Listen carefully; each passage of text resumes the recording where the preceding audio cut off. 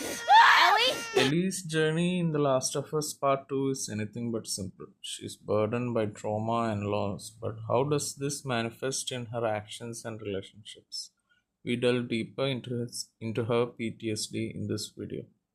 So, The Last of Us Part 2 isn't just about all the action and adventure. There is a story about the profound impact of trauma.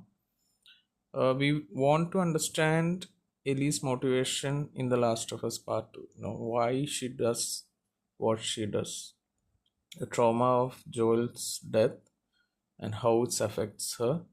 So, in this video, we will try to dissect the game's nuanced depiction of PTSD and its impact on her journey. Did you know that 90% of gamers reported feeling emotionally impacted by Ellie's journey in The Last of Us Part 2? So that's what we are trying to analyze in this video. So if you have played Last of Us Part 2, you know that spoiler alert for anyone who has not played Last of Us Part 2. So play the game and come back to this video. So The Last of Us sold Part 2 almost sold over 10 million copies in the first week. So a significant part of that was some of the leaks which were causing many issues in the community.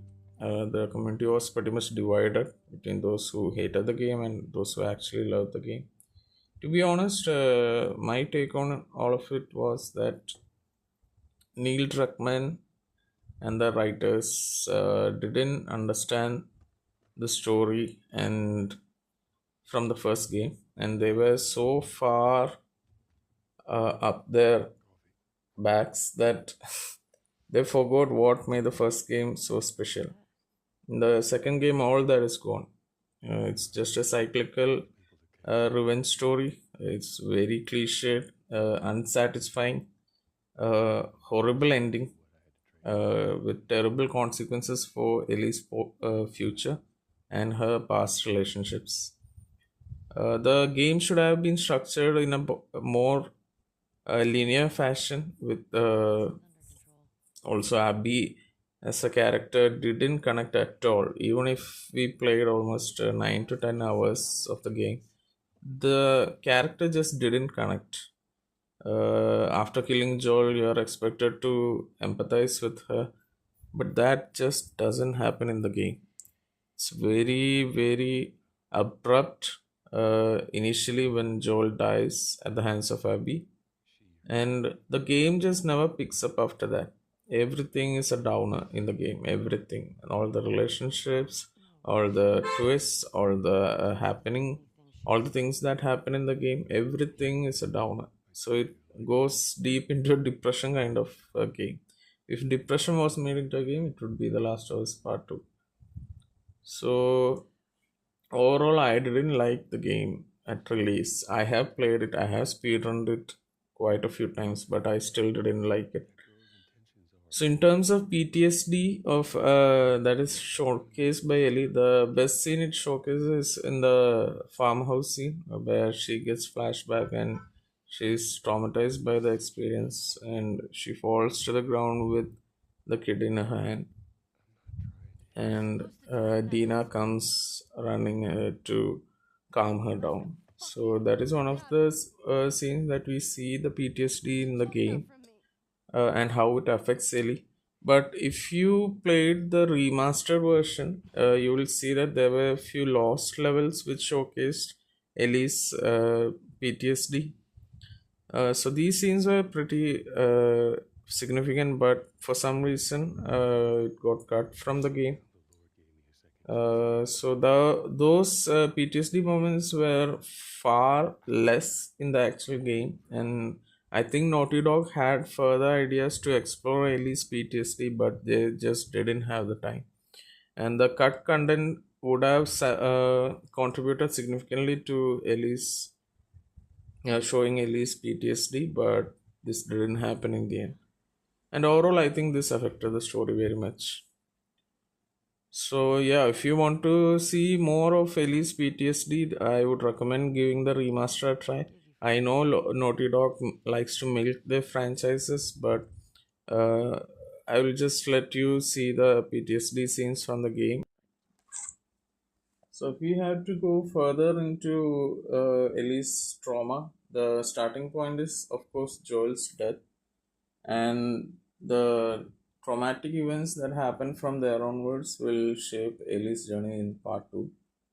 Ellie's loss of Joel deeply impacted her psyche and mental ability. She was not able to come to terms with his loss, and this affects her every decision, even her fighting style and how she interacts with the WLF and the scars. This is significantly changes from previous game, and she's much more hateful. And she even remarks after killing every soldier, WLF soldier or a scar for that matter. Like the initial stages of the game are pretty calm. You see the relationships between Ellie, Dina, Jesse, and rest of Jackson. But after the Joel's death, the whole thing goes to hell.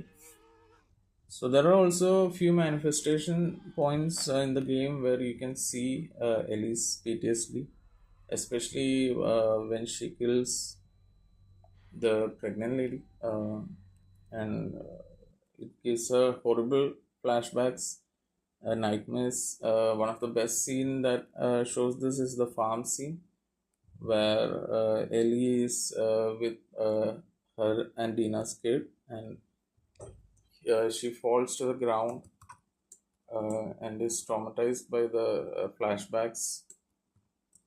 And this is one of the best scene that showcases Ellie's PTSD, if you ask me. So in terms of that scene, you can see how Ellie falls to the ground with JJ and has horrible flashbacks to how about Joel and the good times and the bad times. Especially her combat style, also her combat style and decision making are affected by her trauma throughout the game. You can see the change in her combat style after Joel's death. She becomes very hateful, she becomes very vengeful, driven by revenge. And she overall changes as a person.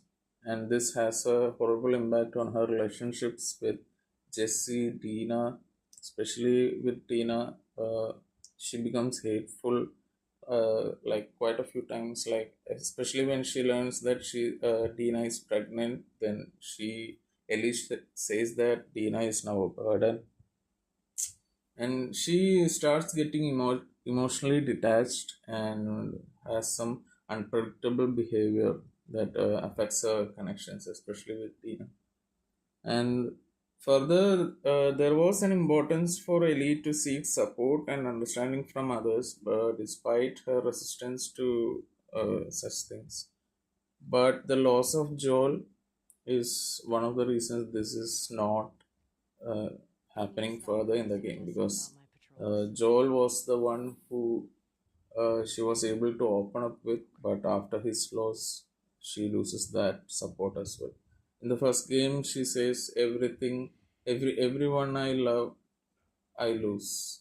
I'm paraphrasing, but Ellie loses everyone she loves every time. So that's why after losing Joel, she goes into hardcore PTSD. Let's discuss some of the themes of trauma and resilience in the game. So, if you take Abby as a character, Abby has lost her father due to Joel, and she is also driven by her past trauma, and this builds up her resilience in physically more in terms than specifically Ellie. Whereas Ellie goes through a psychological trauma uh, and tries to exact revenge from her enemies, Abby turns the trauma into a physical embodiment, and she trains very hard to become strong so she can kill those who are responsible for her father's deaths.